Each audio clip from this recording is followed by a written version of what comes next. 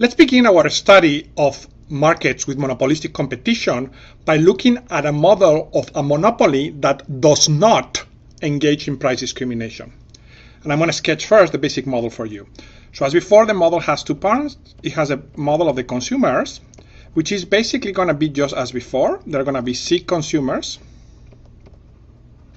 Each consumer has a utility function over Q and M, which is quasi-linear, just as before.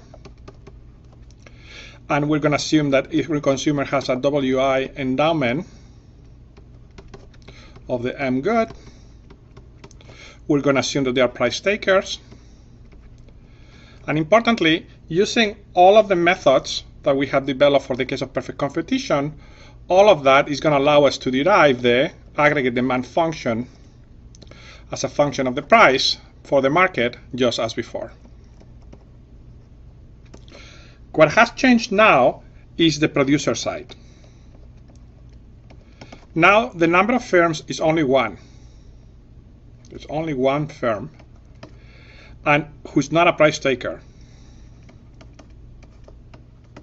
And that is critical. In particular, this firm knows the aggregate demand function, or equivalently, the inverse demand function for the market. It has cost, a cost function Q, with decreasing returns to scale of some form,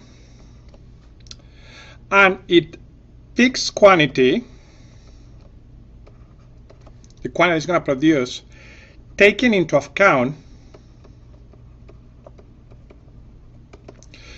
the impact in market prices. Let me emphasize already how different this is. Before, the firms were price takers. Now, there's only one firm, and it's going to have the power to change market prices. And in particular, because it's not the demand, it's going to fully internalize the effect that changing the quantity that it wants to sell has on the market price that its product commands. Now let's look at the problem of the monopolist. It's going to want to maximize over quantity greater or equal than 0 its profits, just as before. The key thing is, what are the profits now? It's going to be PD of Q times Q minus the cost of producing Q. Notice that this is, as before, revenue minus cost. Those are profits. What has changed is what is the definition of revenue. And it's important that we understand why it has changed and how. Before, this was just P, the market price, times Q. Now is this inverse demand function divided by Q times Q. Let's understand why. So I'm going to do a diagram here. The monopolist knows that it's facing a demand function with an inverse demand curve, PD of Q. And basically, you can think of PD of Q as the market price that the monopolist can charge for any quantity and still sell all of these units. So therefore, what the monopolist asks is, what quantity should I produce given that I'm going to be able to charge PD of Q? So it's fully taking into account how, as it increases the quantity, for example, the price goes down. Now, what are the first order conditions for this problem? Well, it's going to be as before. First, let's do it for an interior case. Marginal revenue at Q equals marginal cost at Q. Now, the key question is, what is marginal revenue? Before, it was just P, the market price. Now it's going to be given by Q times dP of dQ, and this is the inverse demand function, plus PD, and this is just C primer. So notice that the marginal revenue has changed. Notice that this is negative since the demand function is downward sloping, and basically it has a different shape as before, and we're going to explore the consequences of that in 1 second. Notice also that for a corner solution, this just look as the marginal revenue at 0. So this term evaluated at 0 has to be less than the marginal cost, less or equal the marginal cost at 0. And also notice that the second order conditions are satisfied if the marginal revenue is less than 0. And this should be very intuitive to you from previous work that we have done, especially in Unit 1. If the marginal revenue is negative, the problem of the monopolies can be plotted like this. You have a marginal revenue curve that is decreasing in Q. Sorry, what I should have said here is if the marginal, I apologize, if the marginal revenue decreases with Q. So you have a marginal revenue curve that looks like this. Let's say you have a marginal cost function that is flat or not or increasing, and then it's clearly that there is a unique solution for the monopolies which has this value. This is QM, by the way. Now the intuition should be obvious. If you start at 0, you should produce the first unit because the marginal revenue is the marginal cost. You should produce the second unit because it's the same, and you should keep going up to the point with marginal revenue equals marginal cost. So basically the same ideas about optimization that we have been seeing all along still apply for the monopolies, except that the marginal revenue looks different. Let me describe graphically what the equilibrium looks like. You have quantity, you have price, you have the inverse demand function that looks like this. And as we will see in the examples, and also as you can infer from the definition of marginal revenue, the marginal revenue curve basically looks something like this. It starts at the same point and goes below it, decreasing. So it's going to be the marginal revenue curve as a function of Q. Then let's say you have the marginal cost curve, is something like this. And if the monopoly is producing an interior allocation, producing a positive amount, and by the way, when the QM as the quantity produced by the monopolies, what we have is the following. The monopolist picks this quantity. But please notice that this is not the equilibrium price. The equilibrium price is this. The price that the market would bear, the maximum price that can be charged, and still get that amount produced. So this is the amount that is the price in equilibrium. Now, it's illustrated to compare how is this different from the case in which the monopolist had acted as a perfectly competitive firm. In that particular case, we know that this would have been the supply curve of the firm.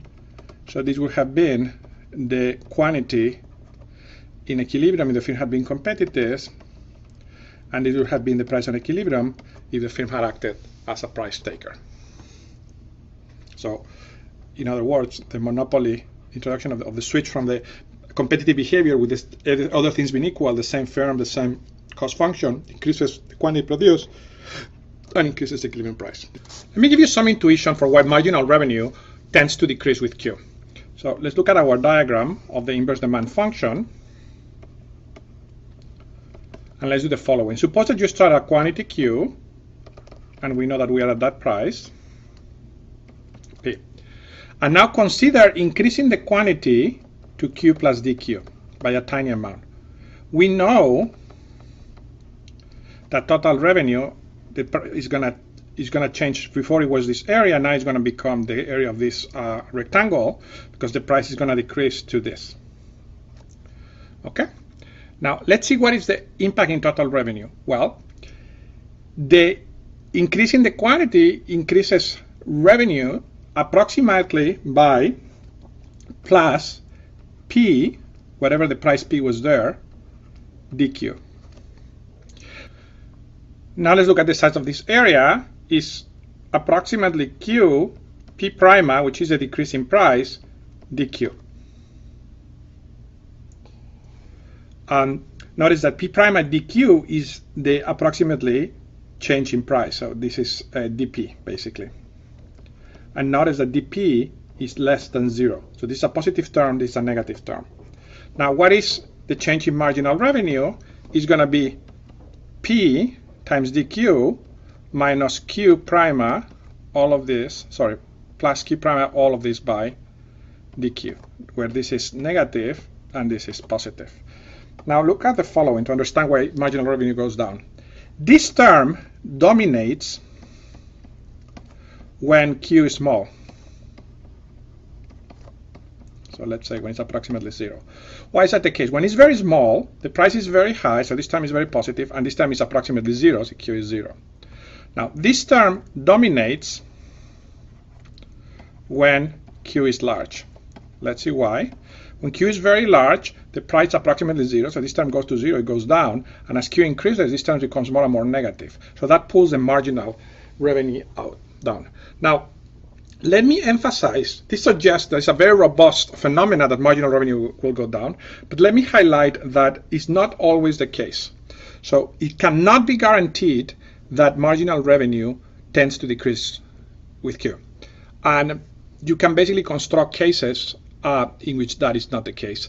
And if you want an intuition for why it is the case, one particular simple way of constructing is remember that when you look at the aggregate demand function, sometimes you have kinks like this, in which different individuals start coming in at different points, and that can very easily produce marginal revenue that is locally increasing.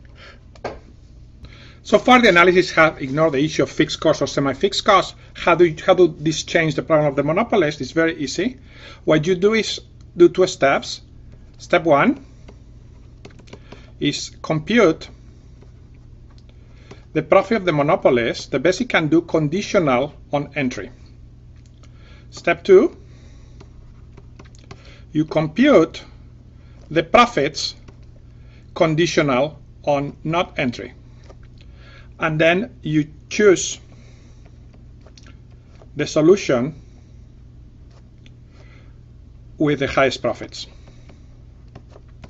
In other words, even if there are fixed costs, if conditional on entry you do better than non-entry, you entry and you pay either the fixed cost or the semi-fixed cost, otherwise you don't. And we're going to explore this in more detail in the practice problem. We have seen from the first welfare theorem that competitive markets generate Pareto optimal allocations. Let's see what happens when we have a monopolist without price discrimination. Let's look at our equilibrium diagram. We have the inverse demand function. We have the marginal revenue curve. We have the marginal cost curve. We know that the optimal quantity is this. And we also know that the quantity produced by the monopolist is this. Now, it should be easy to see that the deadweight loss in this case is this area. Why? Because the quantity produced by the monopolist is below the optimal quantity, and basically by increasing production by all of these units, we can obtain social benefits, marginal benefits that exceed the marginal cost of production up to this point. Now, the exact formula for this area is equal to the integral from the quantity of the monopolist to the optimal quantity under the inverse, between the inverse demand function and the marginal cost curve, dq. Let's get some intuition to try to understand why the first welfare theorem works for competitive markets, but not in the case of the price of the monopolies without price discrimination. So let's compare the case of the competitive market and monopolist that we are studying here. So in the competitive case, what we had is that every individual, by the way, this is just for intuition, look at interior solutions, because this is just, it's not a rigorous analysis, I'm just trying to pass you an intuition. Every individual equated their marginal benefit with the market price, and this was driven by their utility maximization, and every firm equated the price with their marginal cost, and this was driven by price taken plus profit maximization. Now, together, this implies that marginal benefit is equal to marginal cost for all firms, and this implies Pareto optimality. In other words, the invisible hand of the market guided the equalization of marginal benefits and marginal cost, which is what is required by Pareto optimality, through the fact that everybody equates this marginal benefit with price and marginal cost with price in order to maximize their well-being. Now, what happens in the case of the monopolist? Well, the consumers do the same thing. They try to equate, or they equate marginal benefit to marginal cost, again, by utility maximization. And the firms still want to equate, wants to maximize profits. But the problem is that what they do is they they equate, marginal revenue equals to marginal cost. This is what monopoly plus a profit maximization gives you in this case. And the problem is that the marginal revenue, as we have seen, is always less than the price. So this implies that in equilibrium, marginal benefit of the consumers is greater than marginal cost, which implies Q of the monopolist is inefficiently low. In other words, the invisible hand of the market, when individuals can influence prices, does not guide you towards the conditions required for Pareto optimality. Finally, let's do a distribution analysis of the equilibrium generated by the monopolist case in comparison with the behavior in the equivalent competitive case.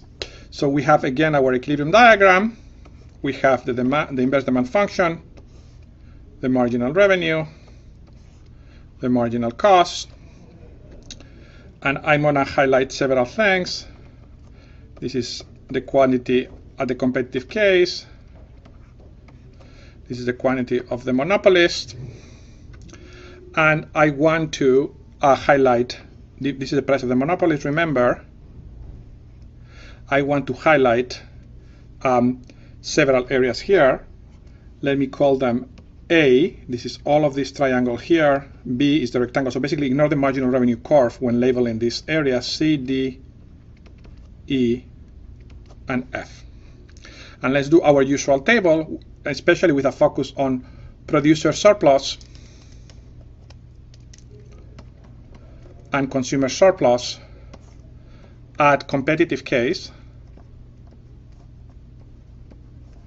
and at monopolies. Now let me emphasize that the competitive case assumes basically that there is one firm with exactly the same cost function is just behaving competitively. So in the competitive case, the producer surplus is C plus F plus D. That should be obvious. And the consumer surplus is A plus B plus E. Now what happens when we shift to the monopolist case? The consumer surplus just becomes that. So it goes to A, and the producer surplus becomes all of this.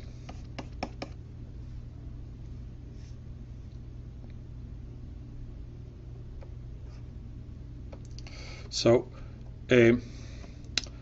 B plus C plus D. Notice that if you do the difference, you get that consumer surplus is going down by minus B plus E. So the consumers are clearly worse off as a group if you only take into account their effect on them and consumers, not as firm owners. And you have that the producer surplus is going up by B minus F. Now we know that B minus F, this is very important, has to be greater than 0. How do we know that? Because the firm could have replicated the competitive outcome by just choosing Q star. Therefore, the fact that it didn't do that, that it chose a lower quantity, means that its profits went up, which means that B has to be greater than F. So basically, there is a redistribution of consumer, there's a deadweight loss, but there's also a redistribution of consumer surplus to producer surplus. Now, that redistribution effect is not important if the firms are owned, if the firm is owned equally by everybody, but that is not typically the case. What you have typically the case is that the firm ownership is concentrated, so you have redistribution of social surplus if there is concentrated firm ownership.